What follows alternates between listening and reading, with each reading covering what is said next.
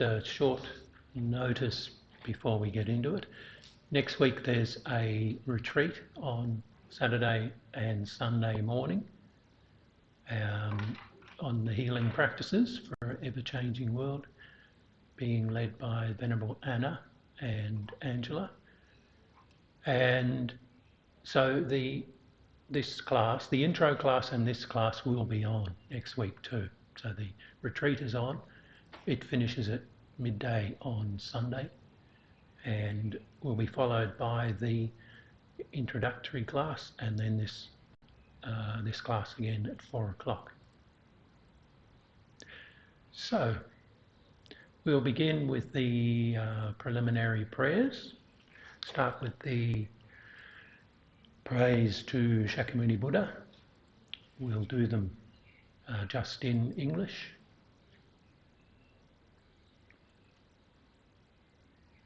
Teacher, Bhagavan, Tathagata, Arhat, perfectly pure and complete Buddha, all-knowing, having poise, Sugata, apprehender of the world, navigator of beings to be subdued, incomparable, teacher of gods and humans, to the Buddha, the Bhagavan, the glorious conqueror Shakyamuni, we prostrate, make offerings and go for refuge.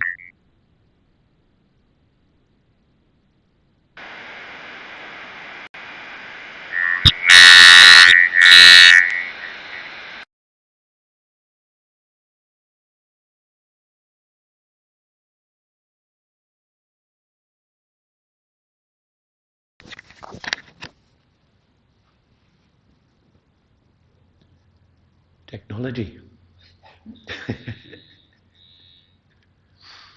Do the refuge and bodhicitta prayer.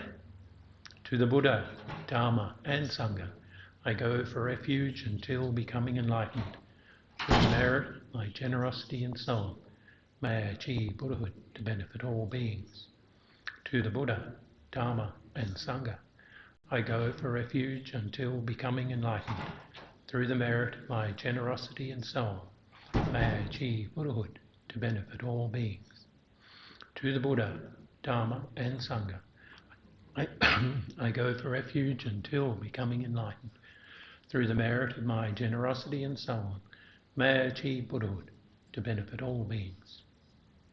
And now the short mandala offering. This ground, anointed with perfume and strewn with flowers, Mount Meru, the 4 continents, adorned with sun and moon, imagined as a Buddha land and offered thus. May all beings enjoy such pure lands.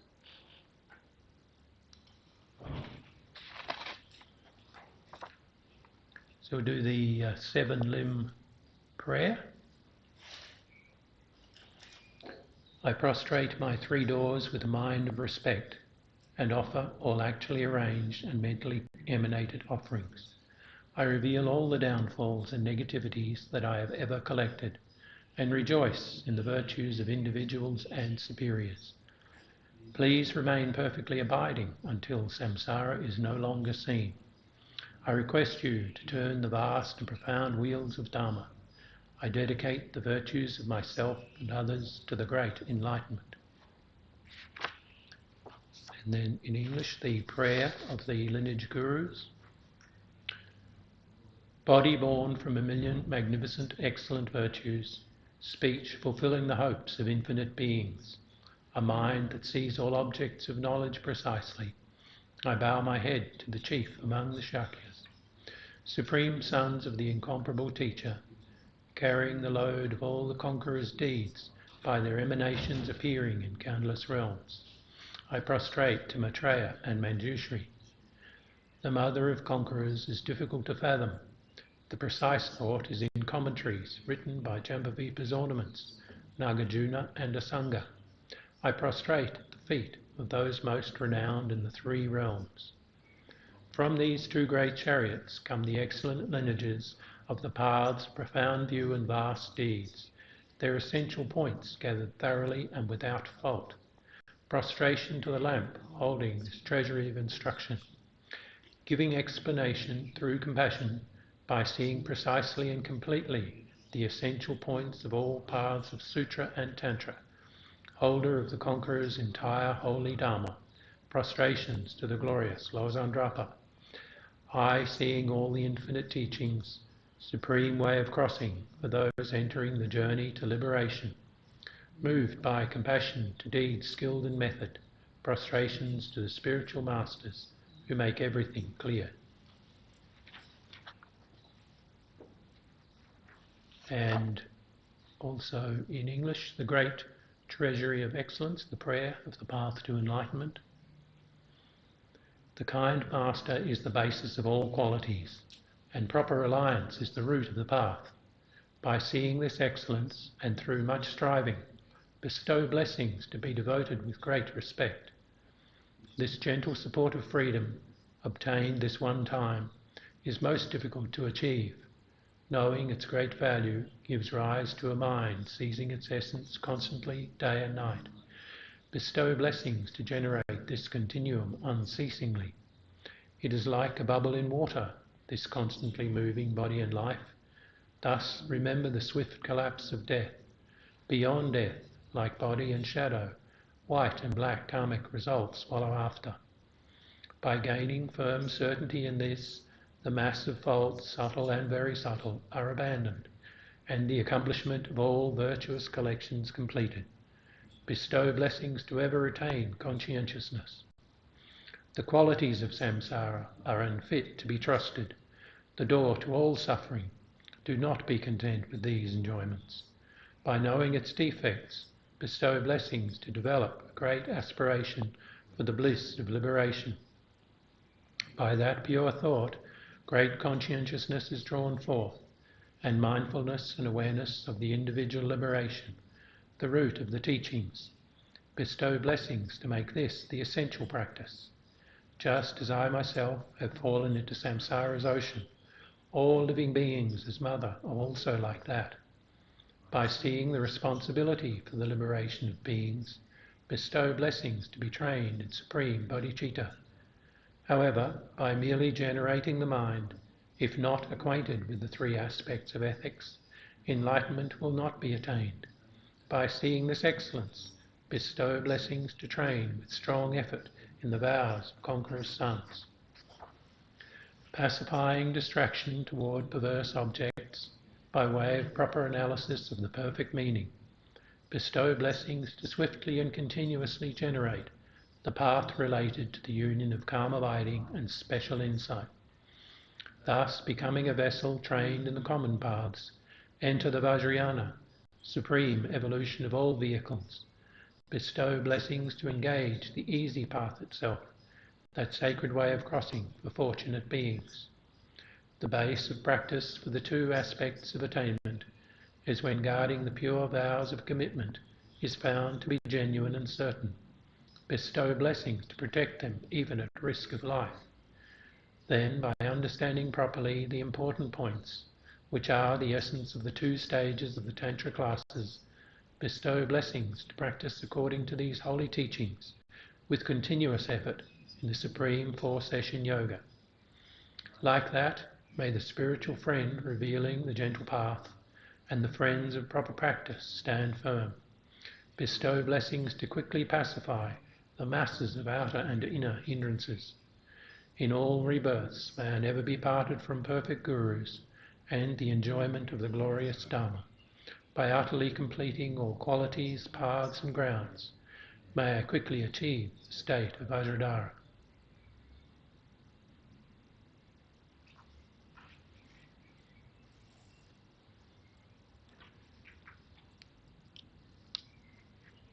So we'll just take a few minutes to relax and be present, to be grounded. So just sitting on your chair or cushion, just relax the body and mind.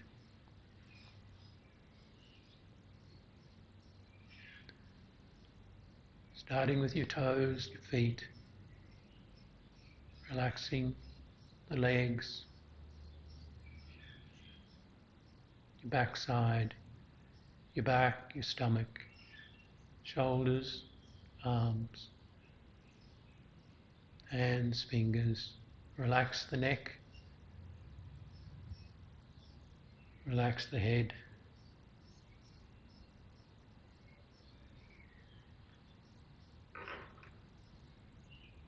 Rest the right hand over the left in your lap.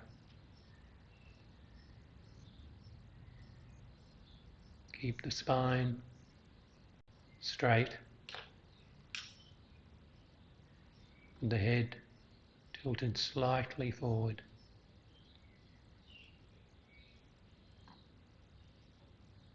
Relax the shoulders, relax the neck.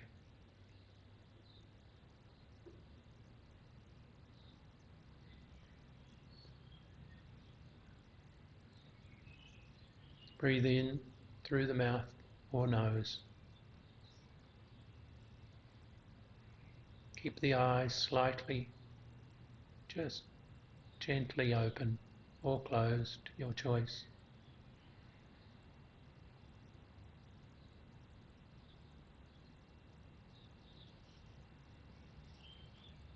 And generate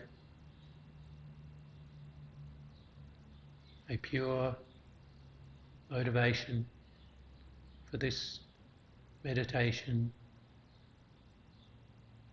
this session. Generate the mind of bodhicitta. Konkamartraya defines bodhicitta as bodhicitta means for the sake of others, wishing to attain complete, perfect enlightenment.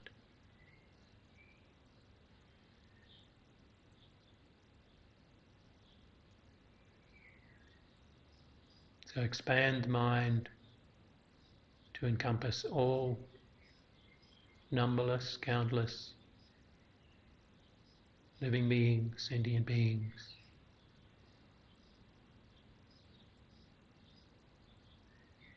And just relax the body, relax the mind,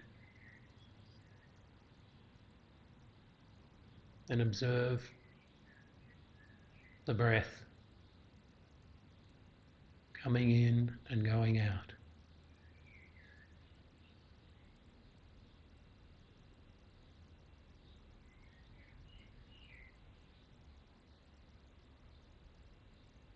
Just bring the mind focusing on the rising and falling of the breath.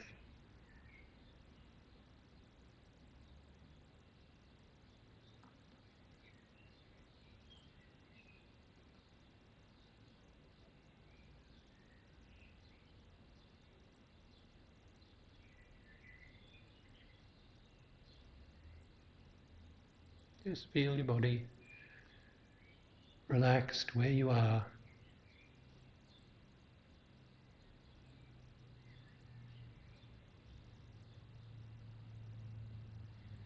Just gently breathing.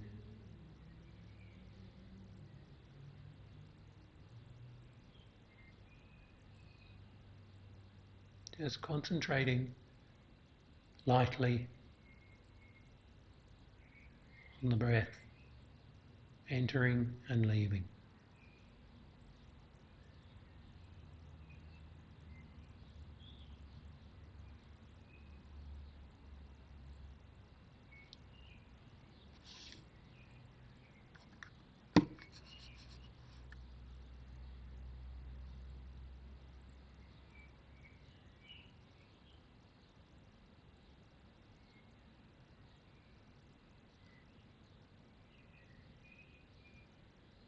No need to count the breath, just observing the incoming and the outgoing of one's breath.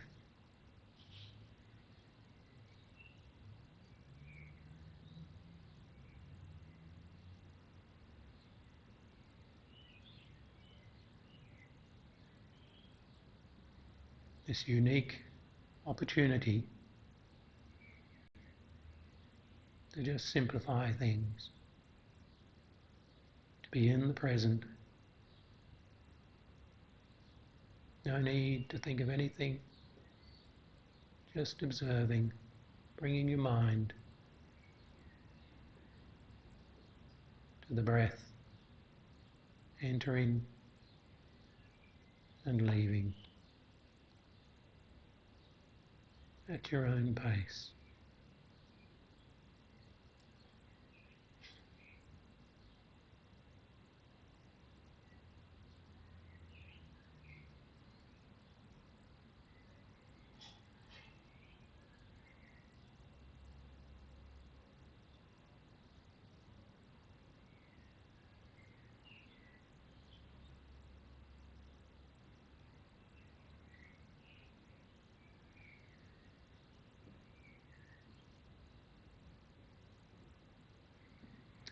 Just enjoying the pleasure of breathing and relaxing.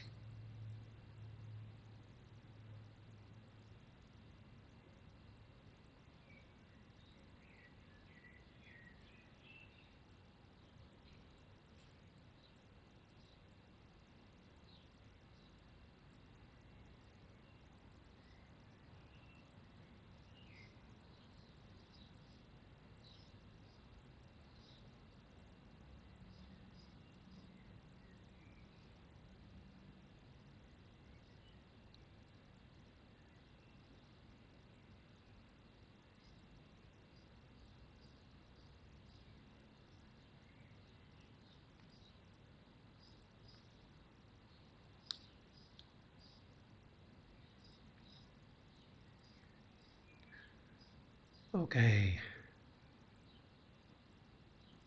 so this week we're on up to chapter 17 of Geshe Loden's Path to Enlightenment in Tibetan Buddhism, page 477, and the subject this week is the path to liberation. So it's explained that cyclic existence, or samsara as it is in Sanskrit, is like a shark-infested ocean. It's impermanent, like the ocean. It's constantly changing and constantly filled with the danger of suffering. And the beings in cyclic existence, so the 6 realms of beings, of gods, demigods and humans, animals, hungry ghosts and hell beings, are constantly afflicted with 3 sufferings.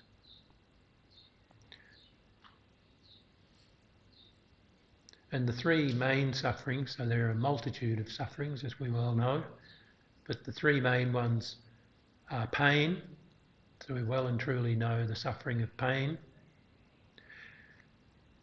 the suffering of change, so changeable conditions, and pervasive suffering. So these we can have a little look at. And all these sufferings have one main cause, one root cause, which is ignorance. Our ignorance misconceiving the true nature of existence.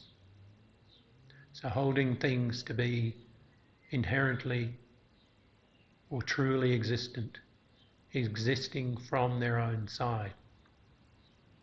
So in Tibetan Buddhism, in the Buddhist Dharma, nothing exists from its own side. So everything is a dependent arising.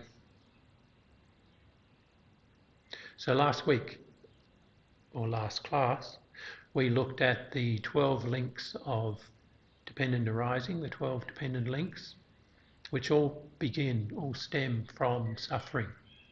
So there's suffering, there's I'll go back through just a quick run through those. Suffering, so ignorance, compositional actions, consciousness, name and form, the 6 sources,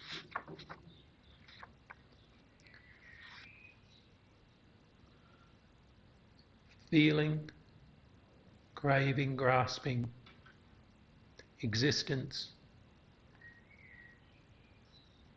rebirth, and then aging and death.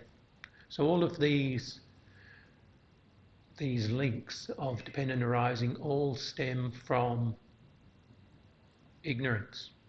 This one, ignorance of the true nature of reality. So in this Path to Enlightenment book, Geshe explains that through rebirth we have the 5 aggregates: form, our body, feeling, discrimination, compositional factors, and consciousness.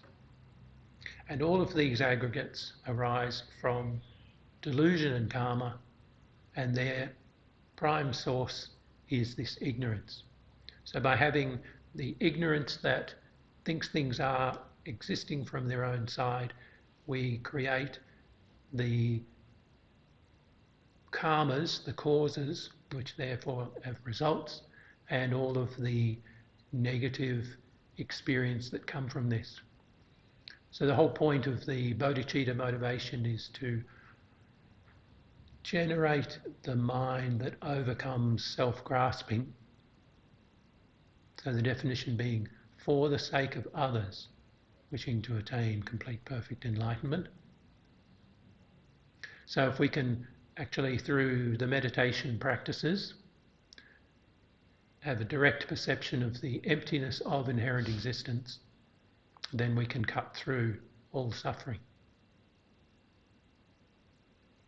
So it's explained that there are limitless karmic potentials that could ripen into suffering, but they will only do so when nourished by delusion. So if we don't have the delusions, and the delusion is thinking that things exist from their own side.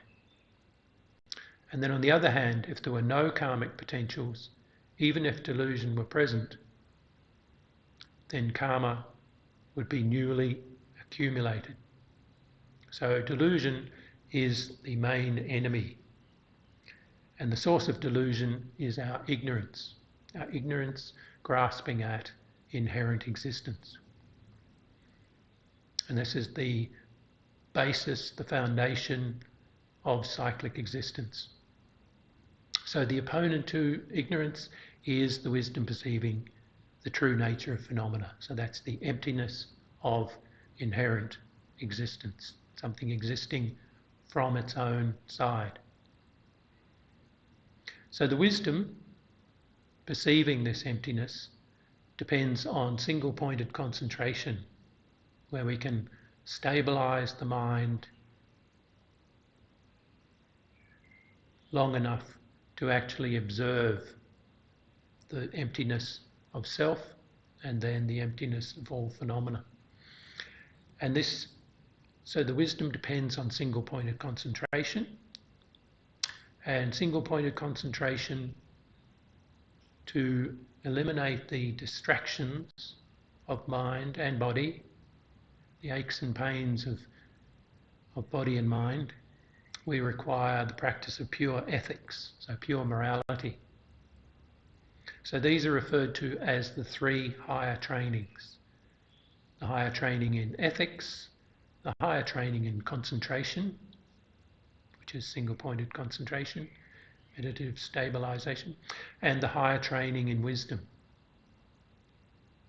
So we can look at the physical basis needed to avert cyclic existence, which is having the perfect human rebirth of leisure and fortune. So these are mentioned on from page 200 to 204 in this Path to Enlightenment book. I'll just have a quick look at those,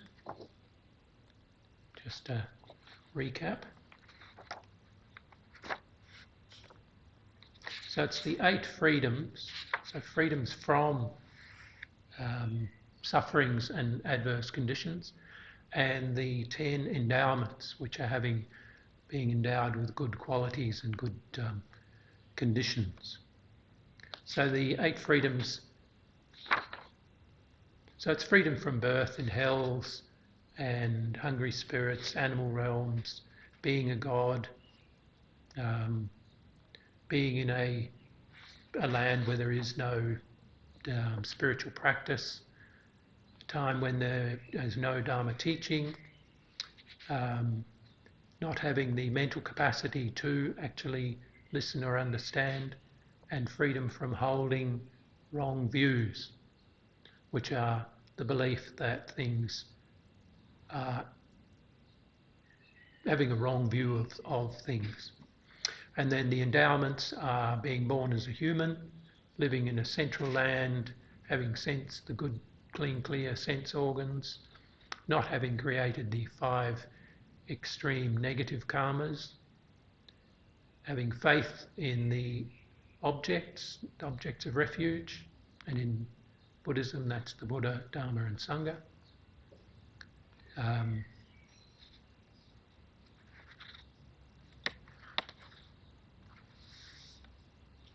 So this perfect human rebirth that we have currently of leisure and fortune gives us the opportunity to practice.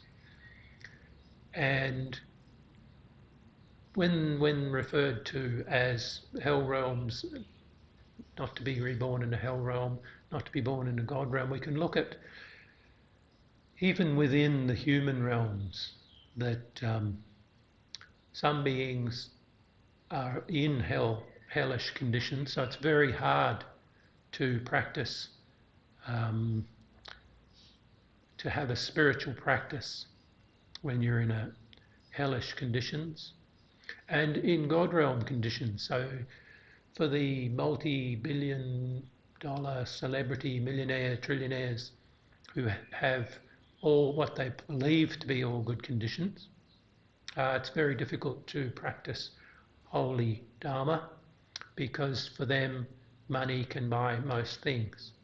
But with the sufferings they still experience, every sentient being experiences change. So no matter how good the conditions are in cyclic existence, and for just us humans here, we have those 3 major sufferings. The suffering of pain, so mental pain, physical pain, and we have the suffering of change, of having things and losing things, or liking certain conditions for a certain period of time.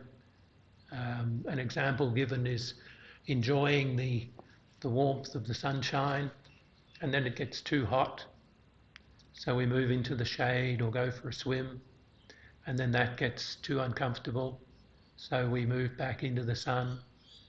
So the change, we constantly have the conditions of suffering. And then there's pervasive suffering.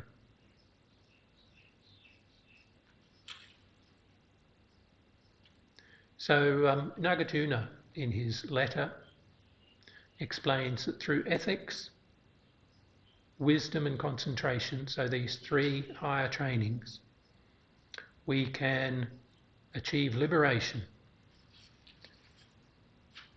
This is on page 479 of the Path to Enlightenment. We can achieve liberation, subdued, immaculate peace, ageless, deathless, eternal, and free of earth, water, fire, air, sun and moon. So it's the whole point of practicing Dharma is to overcome suffering. So the first 2 noble truths, the truth of suffering and the causes of suffering, were part of the previous chapters of the Path to Enlightenment. So all of the small scope and the medium scope. And these practices that we now come to, the practice of great scope, are the cessation of suffering and the path to the cessation of suffering. And so through that we attain liberation, so complete, perfect enlightenment.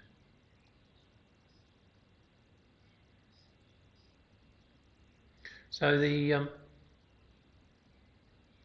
explanation is that by the practice of the three higher trainings, ethics, concentration and wisdom, you will achieve the state of liberation that has these qualities as explained.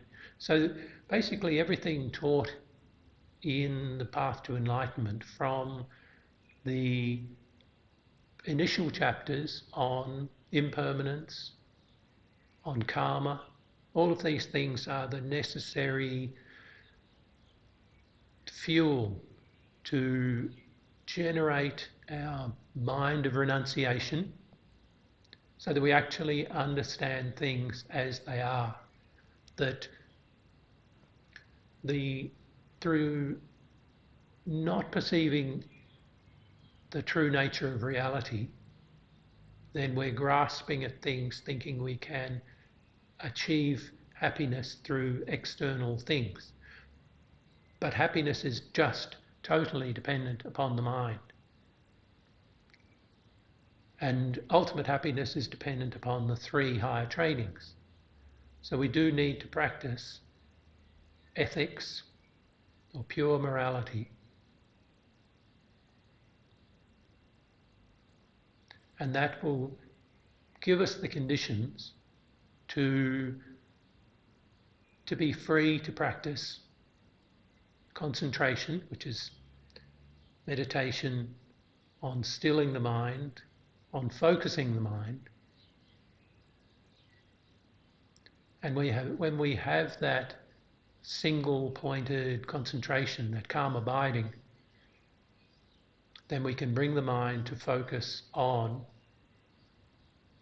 the true nature of reality without being distracted.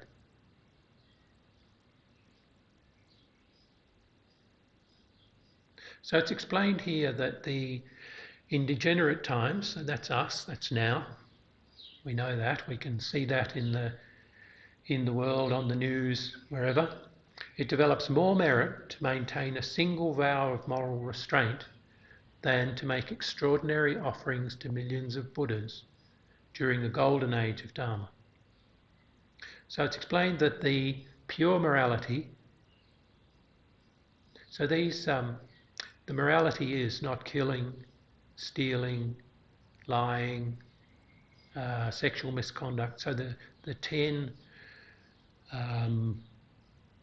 negative practices, that through pure morality we create the conditions for this. It is the source of all happiness, which is what everybody wants. So whether they're here listening or in the temple practicing Dharma, every sentient being wants happiness. So all the people on planet Earth want happiness and strive to achieve it in whatever way they can. So the Buddhist view of things is that by practicing positive karma, positive ethics, then you create the conditions. So it is karma, cause and effect is real. So causes do create a similar result. And by creating all these positive states of mind, then we have the conditions necessary to practice holy Dharma. So you can practice pure morality, not killing, stealing, lying, all the good conditions, and have future rebirths of good conditions. But we still suffer. So we still have all the problems of limitless past rebirths, where the karma of those, the seeds of those causes will ripen. And since cyclic existence is beginningless, then these seeds will ripen forever. So the only way to really cut through those is to see the emptiness of inherent existence, to cut through the delusion of grasping at this inherent existence of the self, the I. So it's explained too that the advantages of these practicing the pure ethics, it's the basis of all realizations and powerful attainments. And the disadvantages of not practicing is that we create all our sufferings. So every suffering that we have experienced or will experience is something that we have created the karma, created the causes to experience. So the only way to really alleviate that, we can practice the four opponent powers to purify these. So if you know the four opponent powers, the power of the object, so taking refuge and generating bodhicitta, the power of regret, so regretting all negative actions of body, speech and mind that we've ever created, the power of the opponent, so having opponent power practices. So you can practice any of the positive actions of generosity, ethics, patience, joyous effort, all of these wonderful things, practicing mantras or reading the texts. And the final one is the commitment. So the fourth opponent power is commitment not to create these negative conditions again. So these will help to purify negative karmas that we've created. But the main way to purify everything is through the realization of the emptiness of self and the emptiness of phenomena, the inherent. This is our basic view, that everything exists from its own side. So we create the causes and conditions through reading or listening, through thinking and contemplating the path to enlightenment, and by meditating. And these are karmic seeds. So we're actually creating the causes for enlightenment. So it may not happen immediately because we have plenty of other hindrances ripening, other karmic seeds ripening. But the thing is to practice more and more, and these things will ripen. So we can actually attain complete perfect enlightenment. It's not some fantasy. And the fact too is that cyclic existence, so rebirths, so this rebirth we think, oh, this is just it, and when I die maybe I'm gone. But cyclic existence is beginningless and endless. And so the only way to stop cyclic existence is to attain enlightenment. And it is, so therefore it's much quicker to attain enlightenment than it is to suffer in cyclic existence for ever and ever and ever. So it's a path worth studying, practicing, meditating, and with the motivation of bodhicitta. So we're practicing for the sake of others. So that's the bodhicitta motivation, for the sake of others, wishing to attain complete perfect enlightenment. So the disadvantages of not practicing and the advantages of practicing are pretty clear. And the way to proceed, there are 4 doors through which we lose our ethics or forget them. So the 4 leading to broken commitments or vows, whatever, are through not knowing what is proper or correct ethical conduct. And that's the first door to immoral behaviour. So just thinking, oh, it doesn't matter, I don't know, then we can practice this. The next door to losing our morality is lacking respect for the teachings and the Buddha. Just sort of a very relaxed attitude to the law of cause and effect, not worrying too much about our delusions or our poor ethical behaviour. So we've countered this with a deep, abiding respect for the Buddha and the teachings. The third is strong delusion. So if we have strong delusions of lacking in ethics, then it's much easier to continue that way. And the fourth condition is to be conscientious. So to be mindful and alert to practicing ethical behaviour. So it's really common sense is basically what we should be doing. Just practicing for the sake of others. It's nothing out of the ordinary. It's just practical application of what we do in daily life. And then by having this ethical practice, then we, through that, practicing the stages of meditation, so practicing the second of the higher training. So we practice calm abiding. So we'll get to that in future chapters further along in the book. But calm abiding is just focusing the mind on an object or even the mind itself.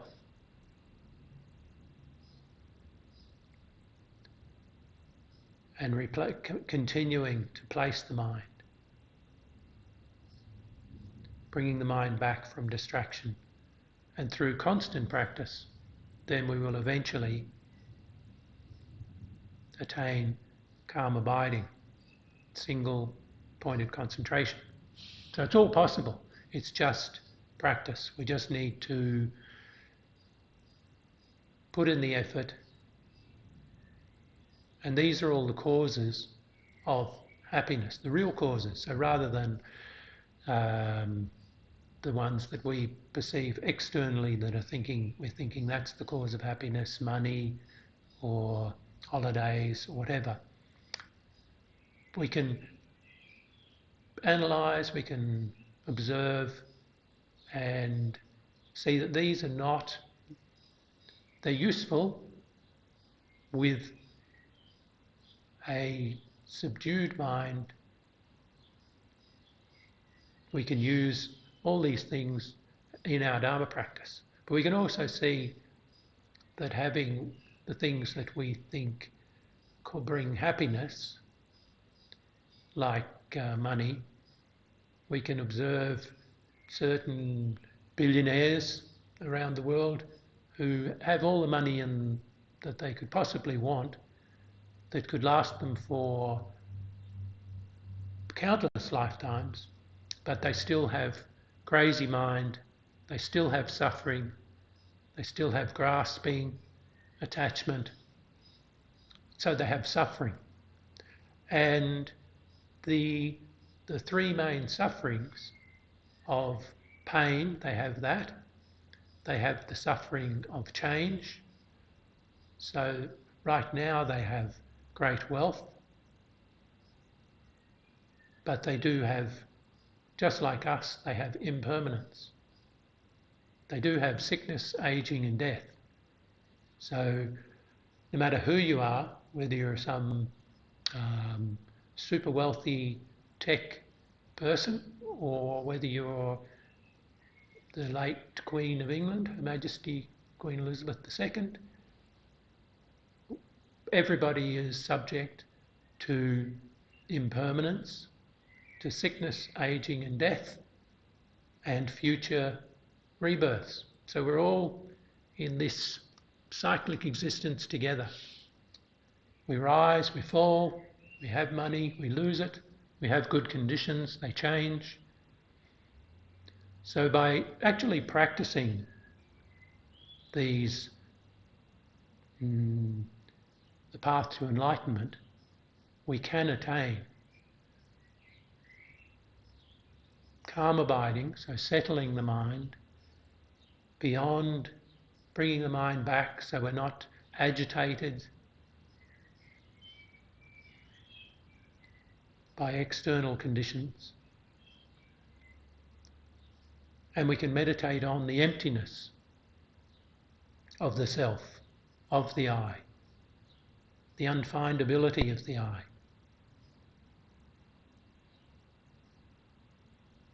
Knowing that we are dependent arisings. So we have this body, we have the five aggregates of form, feeling, discrimination, compositional factors, and consciousness. But we are not one thing. The I is not our form, not our body. If our I were our body, then is our I also our consciousness? So do we have two eyes? And we have eye consciousness, ear consciousness, nose, tongue, body, mental consciousness. So in meditation practice, we can study, analyse, observe that we do dependently exist, and we do exist dependent on parts, all the parts of our body, our limbs, our organs. We exist dependent on causes and conditions. So to exist, we are dependent on all the external conditions. So it's not just ourself that exists. We're dependent on food, air, water, shelter. We're dependent on all the other people that provide all the conditions for our existence. Which brings us back to, apart from the thought of I, there is no I that is inherently existent. So by studying, by analysing and meditating,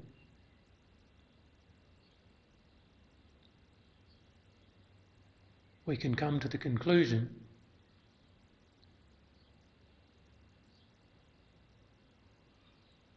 that it is possible to attain enlightenment because the I is just a dependent arising.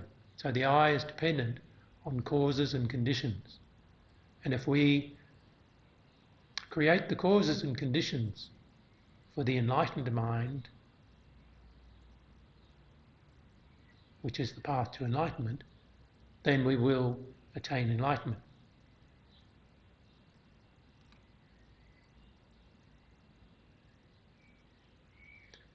So with these three higher trainings, just basically explains that the actual practice of ethics is to avoid harming others.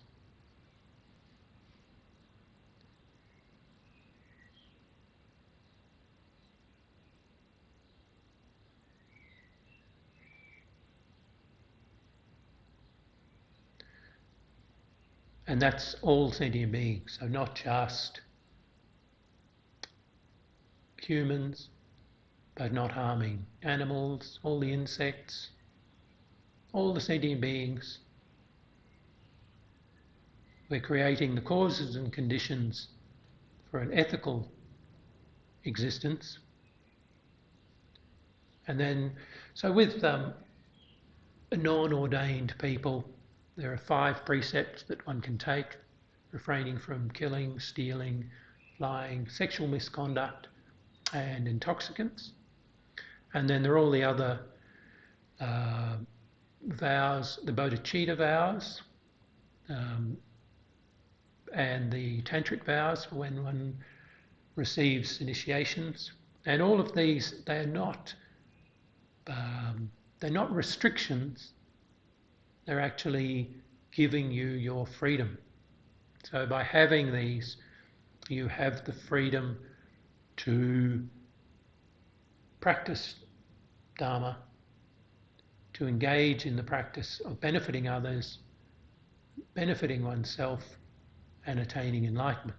Now we see this just generally, like just simply explaining the vow of not killing. If we kill, then if it's a human, we lose our freedom.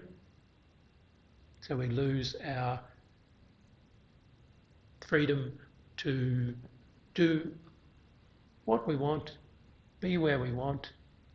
We get jailed, so we lose our freedoms and endowments. So that's just really simple. So all the others follow on from that. So the commitments, the vows, precepts are the freedoms that we need to attain enlightenment. So it's also, Geshe explains that ethics is the foundation. It's like the earth beneath us. It supports us. It supports all sentient beings, humans, animals, all the beings on the planet. It supports the trees and the forests, supports all the cities. Without the earth, we have no home.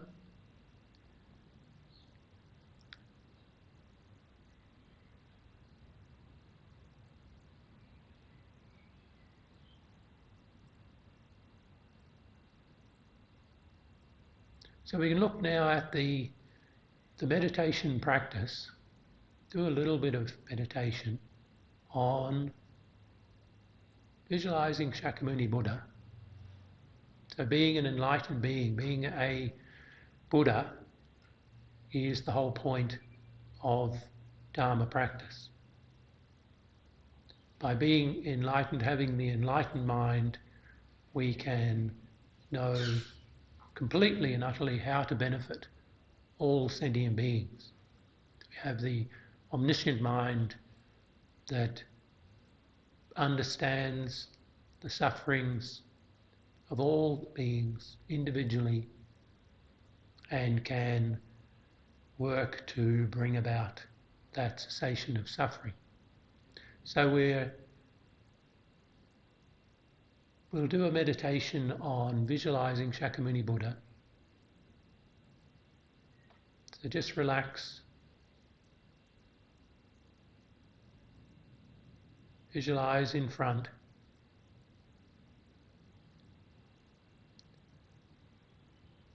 A throne. All of these we can visualize in the nature of light.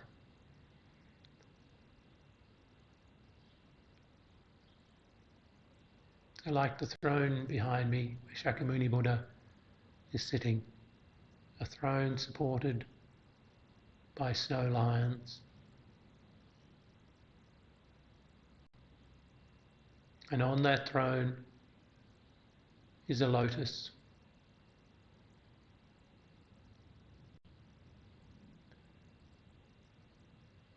Which which represents the realization of renunciation.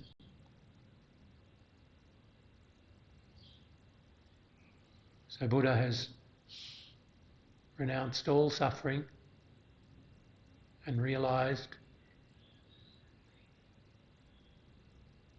that experience. And on top of the lotus is a moon cushion,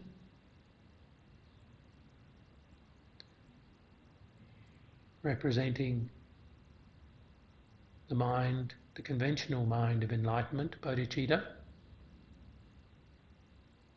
the wish to attain complete, perfect enlightenment for the sake of all other limitless, countless, numberless sentient beings.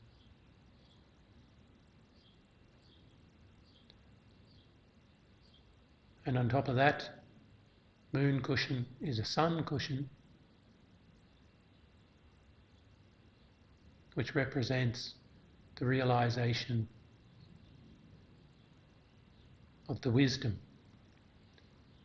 perceiving the emptiness of inherent existence, the true nature of reality.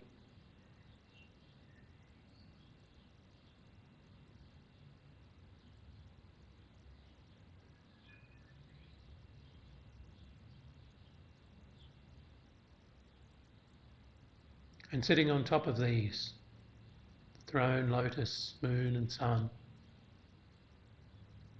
is Shakyamuni Buddha, in the nature of light,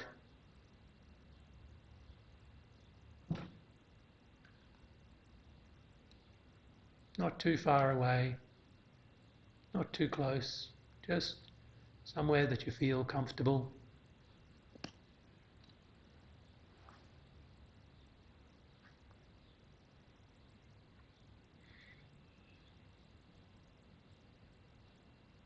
And Shakyamuni Buddha is in the nature of golden light,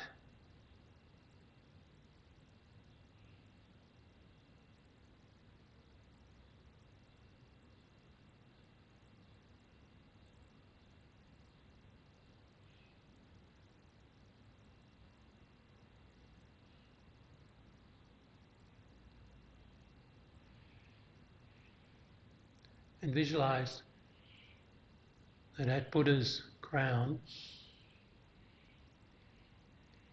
is a white Om syllable, or just a white dot,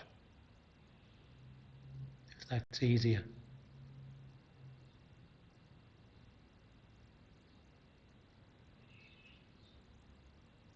Representing the body of the Buddha. And at Buddha's throat, a red R syllable, or just a red dot, representing Buddha's holy speech. And at Buddha's heart, a blue Om syllable, or just a blue dot, if that's easier. And that represents Buddha's mind to enlightenment.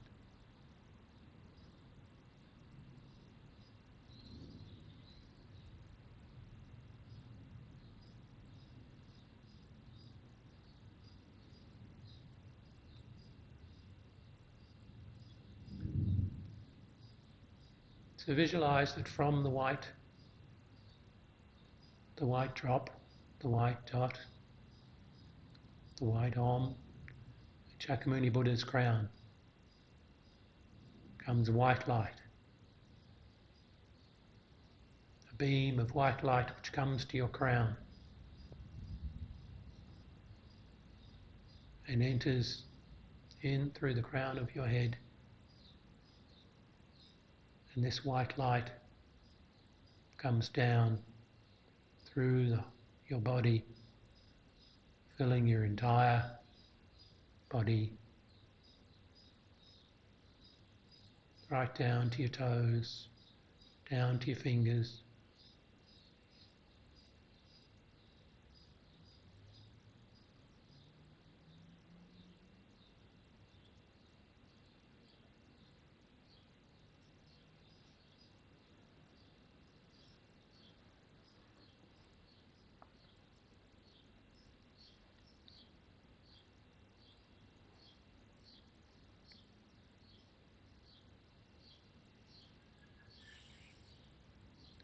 Feel your whole body purified by this beautiful white light coming from Shakyamuni Buddha's crown.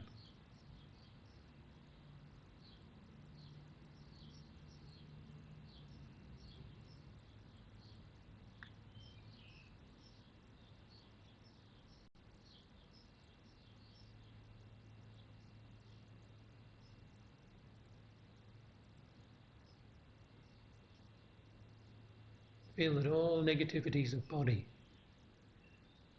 are completely purified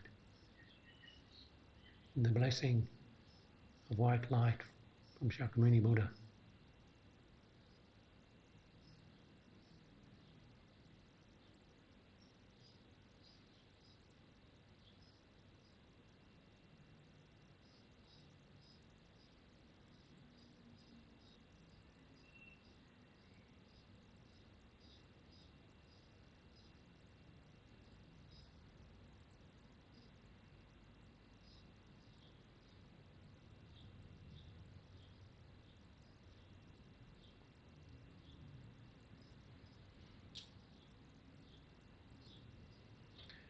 And then from the red R at Buddha's throat,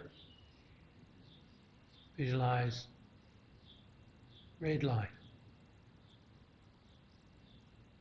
beautiful beam of red light coming and entering into your throat chakra, purifying all negativities of speech.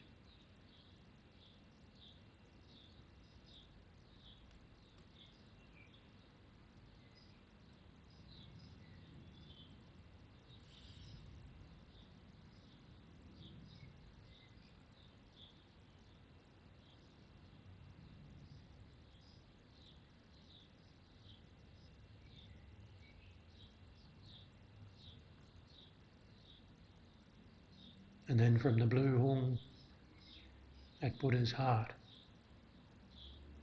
blue light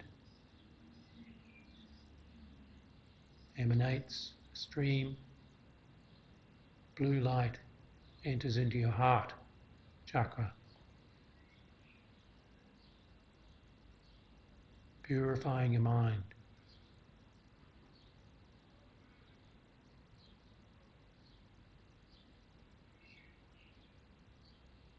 Feel your mind completely purified, blessed by the blue light coming from Shakyamuni Buddha's mind.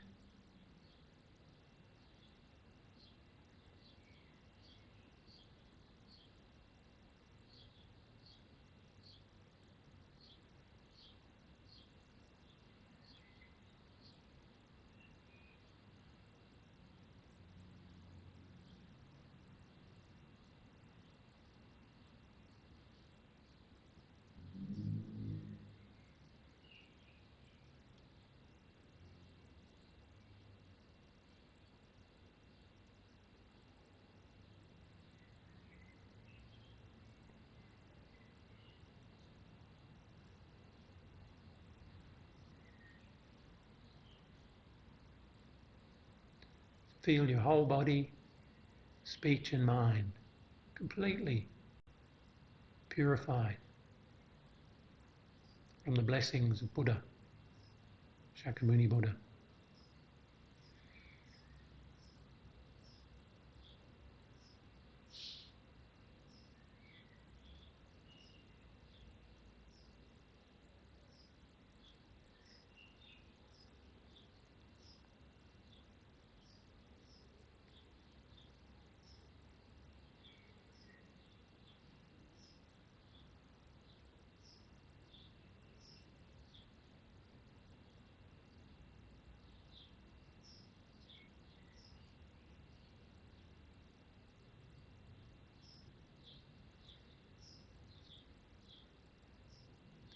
And then Shakyamuni Buddha comes forward towards you, becoming smaller and smaller,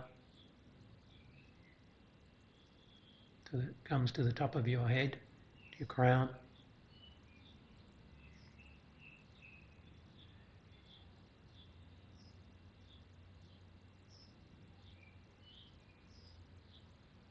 Imagine the throne, the lion throne, dissolves into light.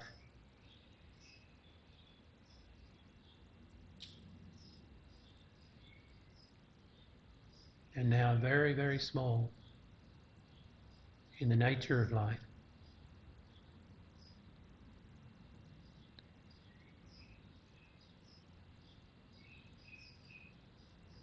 The lotus comes down from the top of your head, from your crown chakra, comes down through the throat, to the heart, and abides within your heart. Very, very small lotus.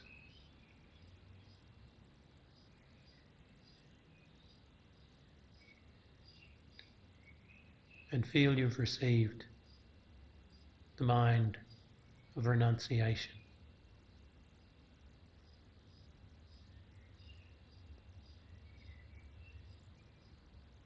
The only thing you've renounced is suffering.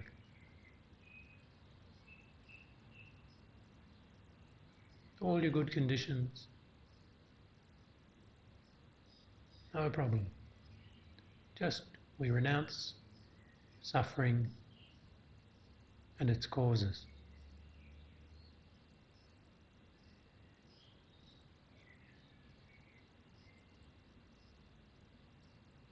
So just feel that lotus, very, very small, abiding at your heart.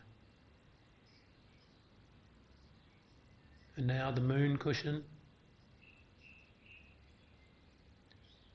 very, very small, nature of light, comes down through your central channel, through the throat, down to the heart, and settles gently on the lotus.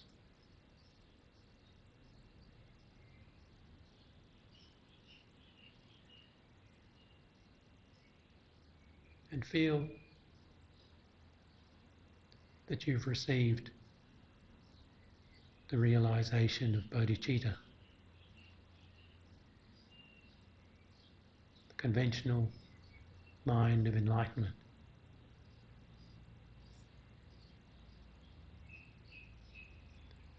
The mind that aspires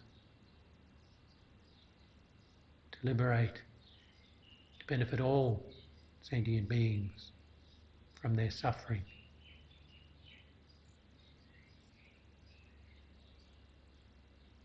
And therefore the wish to attain complete perfect enlightenment for us to bring this about.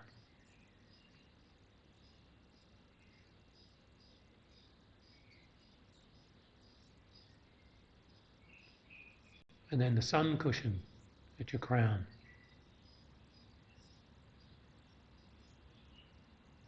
Very gently, very slowly, comes down through the central channel, through your throat, down to the heart, and abides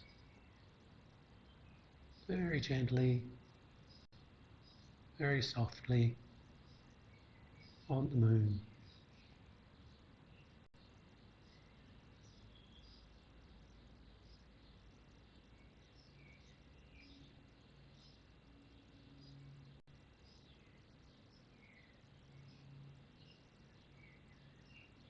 The realization, the mind of enlightenment.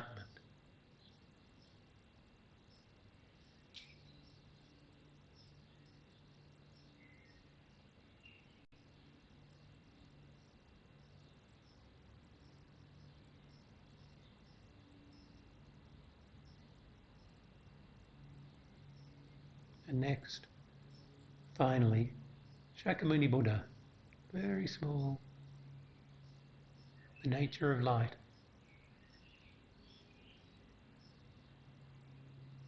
comes down through the central channel,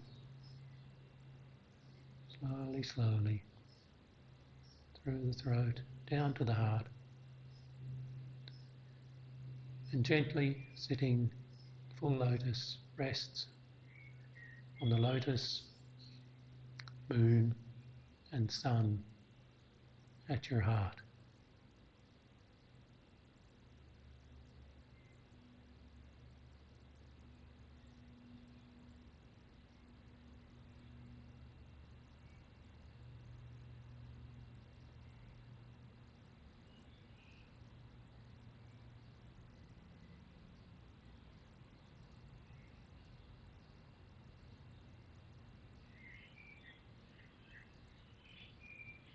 And feel that Shakyamuni Buddha remains in your heart.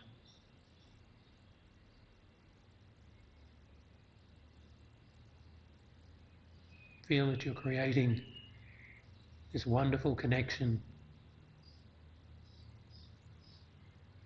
to Shakyamuni Buddha, generating, nurturing the seed of enlightenment within.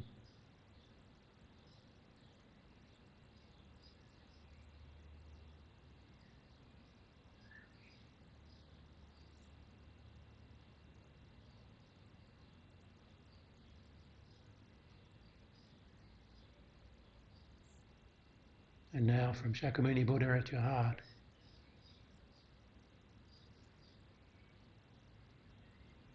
visualize beautiful light emanating from Shakyamuni Buddha through your body, out through your pores, in all directions. Beautiful coloured light, white, orange, red, green, blue. Beautiful colours just radiating out from Shakyamuni Buddha, out through your body,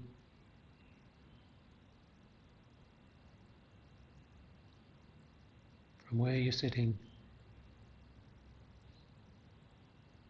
out through this place,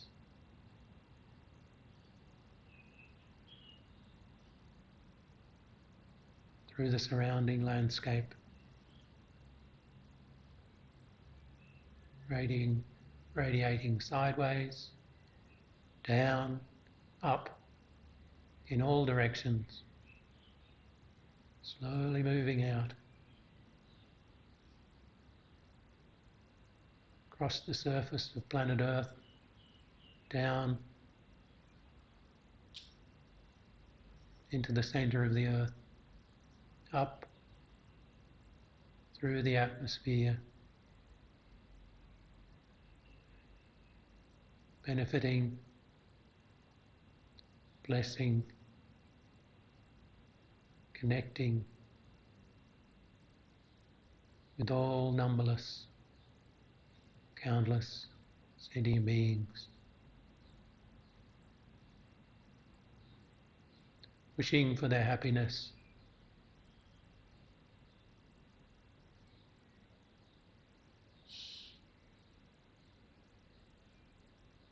wishing them all to be free from suffering,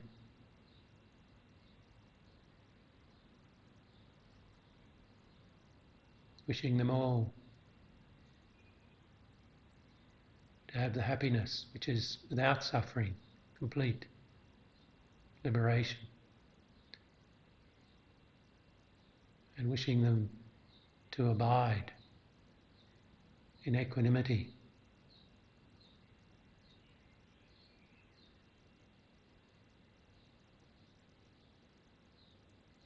beyond the the minds of friend, enemy, stranger,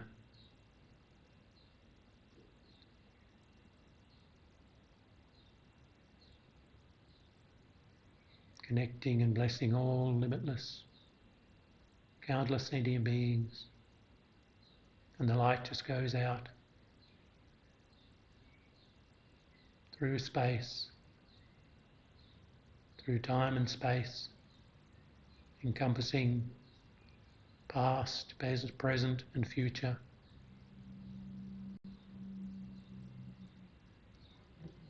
blessing all numberless sentient beings in this and every universe.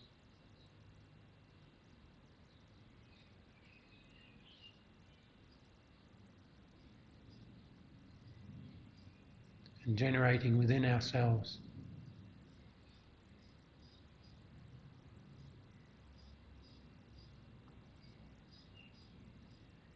the intention, the motivation, pure bodhicitta motivation for the sake of all limitless, countless, numberless sentient beings who have all in previous lives been as dear to me as my mother.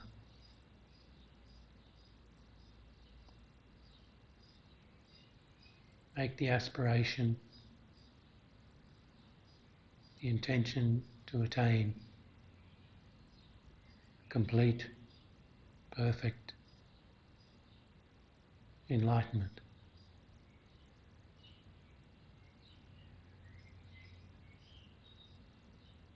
And lead all these beings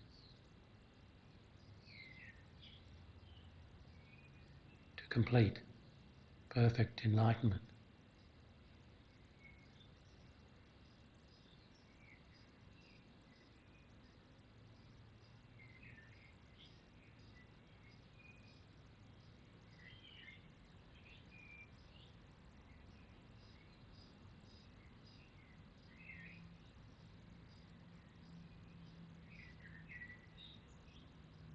So now, bring your focus back to your breath. Breathing in, breathing out.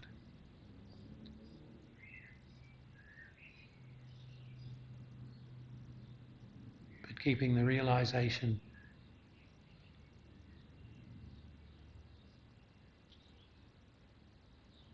of renunciation, bodhicitta, the wisdom perceiving the true nature of reality, and the enlightened mind of Shakyamuni Buddha within your heart.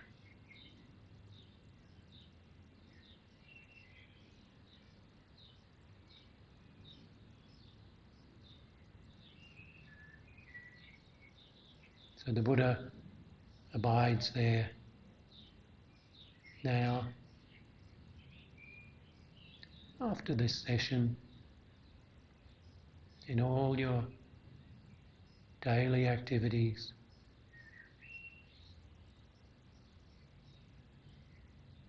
the connection to Shakyamuni Buddha,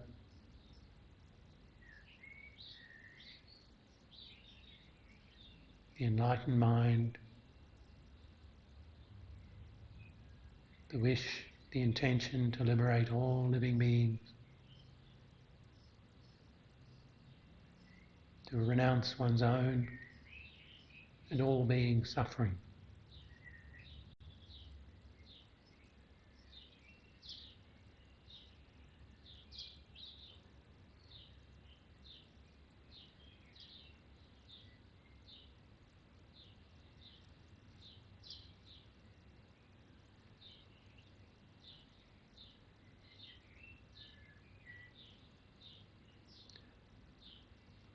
So we'll finish the session there. We'll conclude with the prayers. Does anyone have any questions?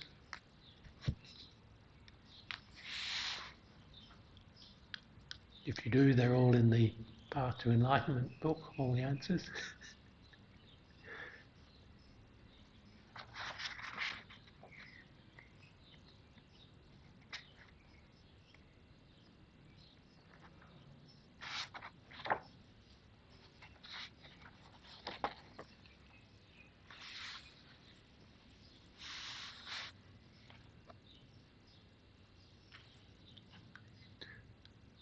So we'll do the special dedication on page 34 of the prayer book. I'm not sure what it is on the folder.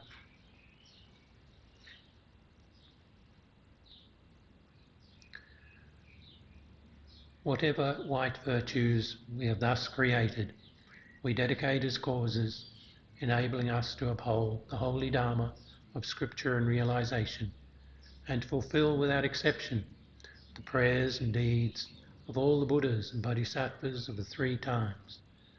By the power of this merit, in all our lives, may we never be parted from the four wheels of the Mahayana, and may we complete the journey on the paths of renunciation, bodhicitta, pure view, and the two stages.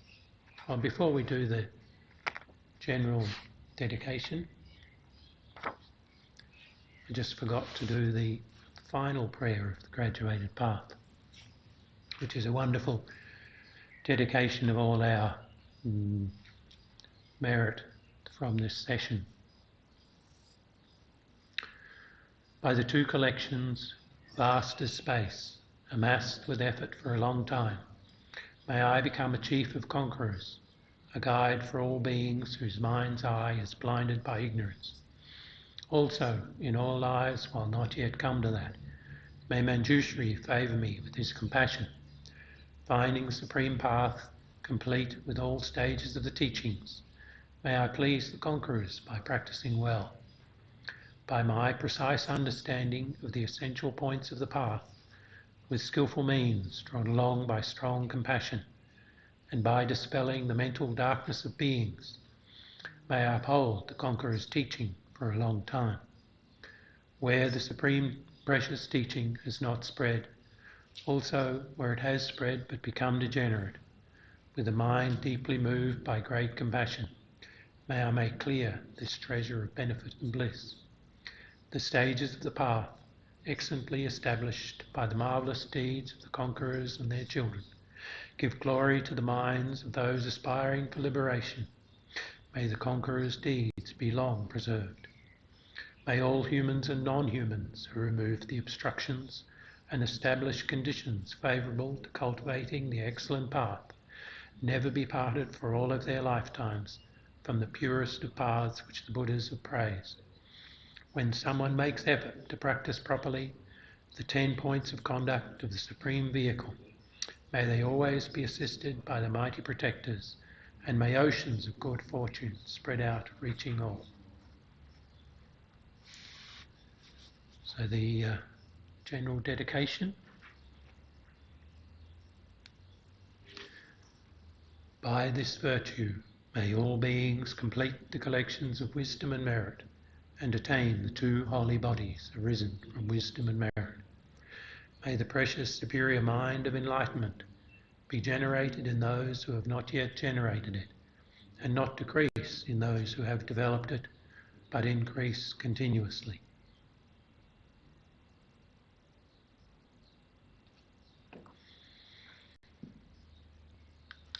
Thank you very much. Enjoy your week. Enjoy your life. And benefit all sentient beings.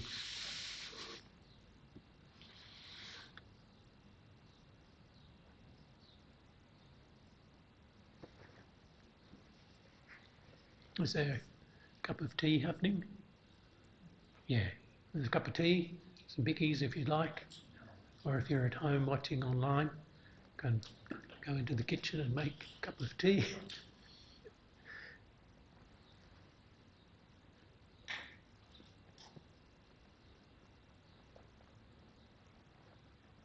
Remember, next week there's the short retreat, Saturday till Sunday midday, and then there's the intro and the Path to Enlightenment class.